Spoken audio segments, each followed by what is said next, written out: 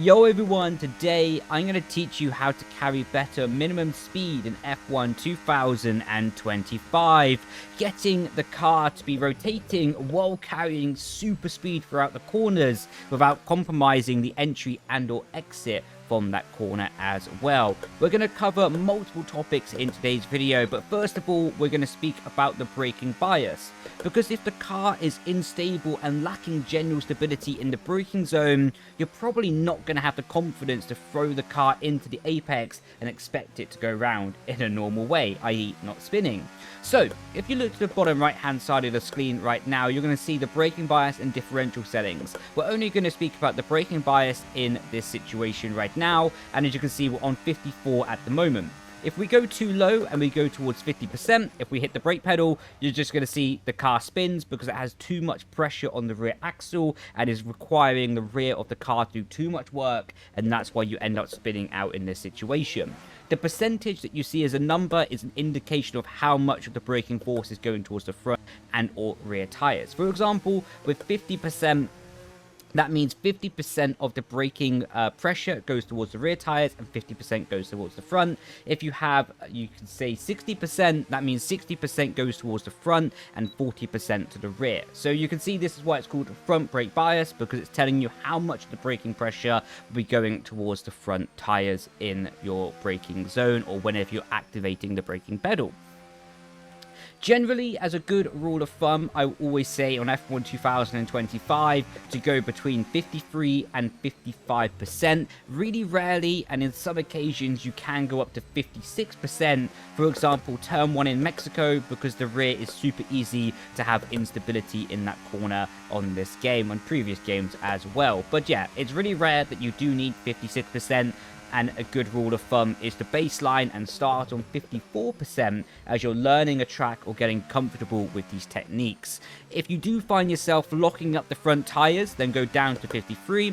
If you do find yourself having oversteer and sliding going into the corner, for example, I'm going to show you right now, by throwing the car too fast in, we're going to generate some rear instability, and you can see the car is fighting around, and that would be a good example to go up to 54% to help stabilize the rear in that situation. Okay, so first of all, now we've covered that baseline of the braking bias, we're just going to restart the lap so we can go through a sequence of corners right now. You're going to see by choosing 54%, it's just a very stable and a good braking bias to choose, that the car is not moving around in the braking zone. You can see I missed my apex a little bit there, just by going too deep on the brake pedal, but you're going to see I'm not having to adjust to catch oversteer, or the front tires are not locking up in the braking zone. So it's a really stable, a really good situation that we're just going to show you right now. Going into the corner, not having to catch the rear tires, not having to fight the car going into the corner, and that's just allowing us to be very consistent with our steering wheel input, allowing to go around the corner in a very nice way. That is an indication of a good braking bias. So now moving on to the second point of the video, once you're now comfortable with the braking zone going around the track, we're going to start speaking about the brake pedal release.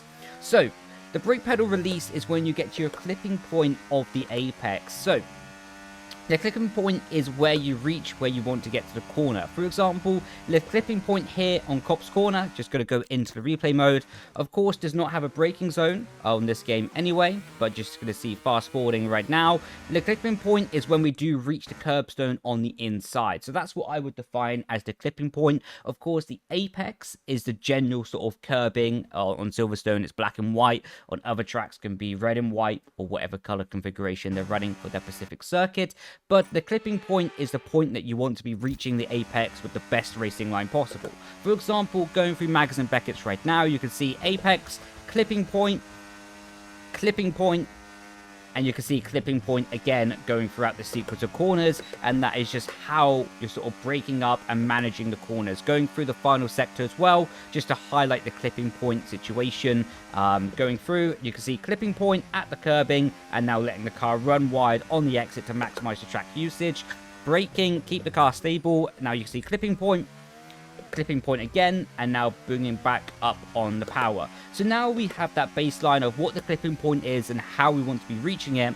We're going to start releasing the brake pedal when we get to that clipping point. And it's a technique that you can start building up. So you're going to see braking, keep the car stable, and once we reach the clipping point, off the brake pedal. And you can see going in, once we reach our clipping point, off the brake pedal. And you can start building up that mental sort of rhythm, that mental sort of pattern, that once you do reach your clipping point, off the brake pedal. One of the things that really slows down people too much in the corner, in my experience, is they just hang on the brake pedal for too long. So they go into the corner and they're hanging on the brake pedal, hanging on to it, and they're just overslowing the car in many situations. If you have got to your clipping point, in 99.999% of times, you can just then get off the brake pedal because your car is going to have enough grip to go around the corner. Of course, if you're understeering wide, for example, we're going to show you in the final right-hander just coming up here. We're just going to run wide here, so we never reached our clipping point, and that means that we carried too much speed into the corner. Of course, that's not good, and we had to readjust our approach to get the car back on track for the exit of the corner. But going into the final corners here, I'm just going to show you that example that once we do reach our clipping point, the car will have slowed down enough to go around the corner so we can release the brake pedal. Just going into the chicane once again. You see, just fast forwarding right now. Just going through here. Lovely jubbly. You're going to see we hit the brake pedal. We don't have any instability with the car sliding through the braking zone, but we have enough grip to reach our clipping point. And then at this point, because we have got to that clipping point that we mentioned, just release the brake pedal, have the confidence to do it, and the car will go around the corner. Like I say, there's 0.0001% of times that maybe that's not true. It can be maybe the tires are too worn, the track is too wet, maybe you're driving with dry tires on a wet circuit. At that point, you maybe need to take a bit more caution. But in a normal situation that you have the right tires for the right condition, and your tires are not overly worn, i.e. above 90% in game, if you're just driving in a normal situation, even a relatively normal situation, once you do reach that clipping point, you can release the brake pedal and allow the car to go through the corner in that gradual way to be picking up the most beautiful rotation and keeping the car in a really stable balance zone and not upsetting the balance. What happens if you overhold the brake pedal? You can see right now we just ended up holding the brake pedal too long, and we're just going to do a lap of Silverstone, and it is so easy to trick the brain, right? Because in that situation, just going to go into replayed right mode right now. In this situation, I'm holding the brake pedal even past the clipping point, but the car still feels saturated. It still feels unstable because you're still overloading the sort of car. If you've ever ridden like a push bike or a motorbike or whatever it may be, but a push bike is probably a more common example. If you try holding, don't do this by the way, but if you have tried holding the brake, the front brake, while turning the handlebars, you're just going to feel like it's super saturated on the front, you know what I mean? And it's super easy to then lock up the front and then go over the handlebars, or you have to do something with your body to stop the bike and yourself from falling. So don't try this in real life, right? Because if you've done it, you'll know what I mean. If you haven't done it, you probably don't want to try going over the handlebars of your bike, especially a motorbike was traveling at speed. Anyway, if you have felt that sensation, it's also very true here in the sim, that also if you're holding that brake pedal too far into the corner, you're oversaturating the tires, and it's easy to then cause, I would call it fake instability. The reason I called it fake instability is quite simply because you're generating instability in the car that shouldn't really be there, just because you're doing unnecessary actions and holding the brake pedal too long for no real reason other than maybe not having the confidence to go off it earlier. As you can see, we're holding the brake pedal still past the apex, and because of that, the car is still sliding around, it's oversaturated, and we're just overworking the car.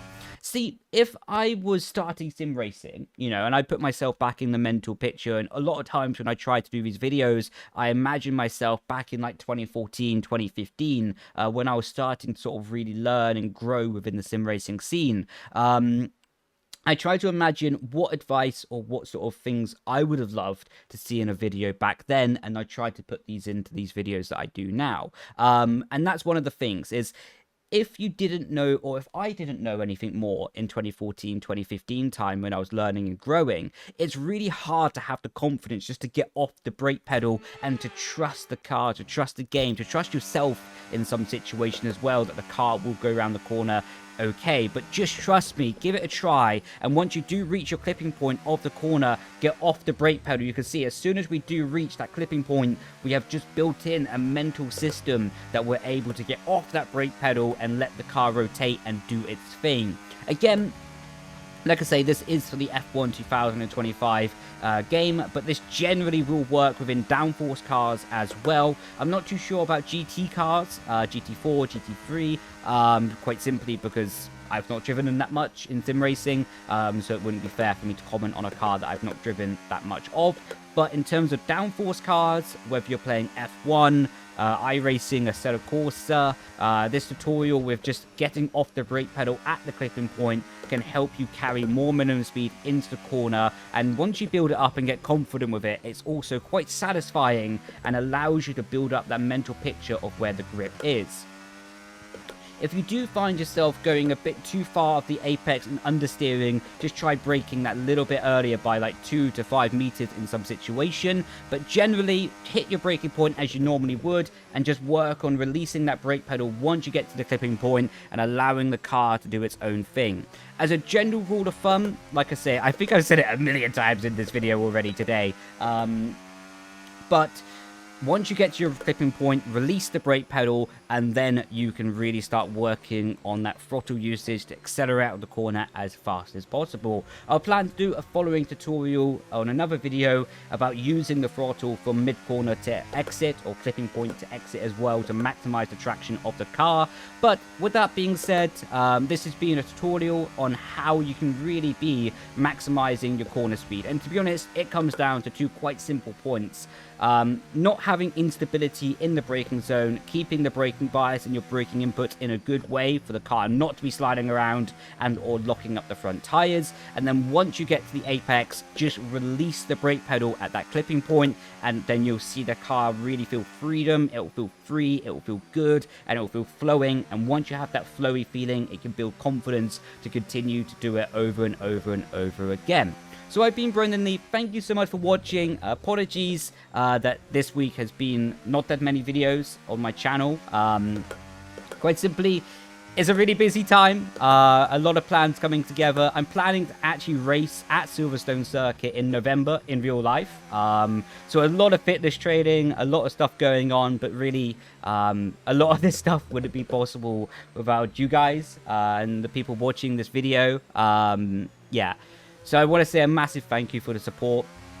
Massive thank you for having a nice community, because there's, from what I see, like no toxicity, you know. It's always like a nice comment section, people helping each other out or speaking in a good way. It doesn't seem to be toxic, so that means a lot to me, you know. So first of all, thank you for the support, and second of all, thank you for having a nice community without toxicity in it. That is such a cool thing for me, and I'm really proud of that we have that, you know. But with that being said, I'll catch you in the next video. Touch wood, hopefully this video has been helpful for you, and yeah, I'll see you later. Grazie ragazzi, ciao ciao, bye bye.